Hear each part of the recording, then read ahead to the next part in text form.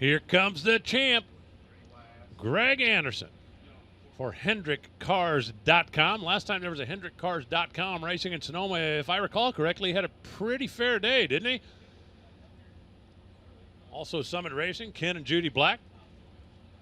Greg Anderson, the 5-time and reigning Pro Stock champion, qualified in the number 2 spot. And he's got Steve Graham on the other side of the racetrack. Graham, a little horsepower from the folks at Harlow Salmons of Odessa. That's the Taco Bravo Vita C-Shot team. They are based in South San Francisco.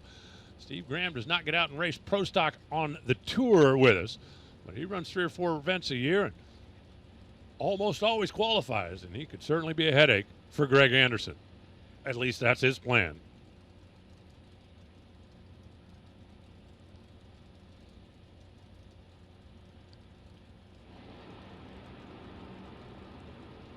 Wheelie bar adjustment taking place for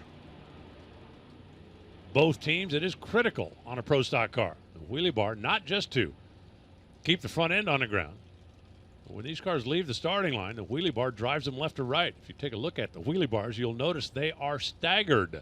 They are not even across the back, and that's why they got to double check them after the burnout, make sure they're right where they need to be. Otherwise, you let the clutch out, and the car will drive this way or that way. Graham's car drives to the left, and he ends up shoving the clutch back in. Greg Anderson drives to the finish line, 6.540, 208.33. I guarantee you they're not going to be overjoyed with that run. 8.44 for Steve Graham, whose car just went dead left when he let the clutch out. But 6.540, Greg for the win.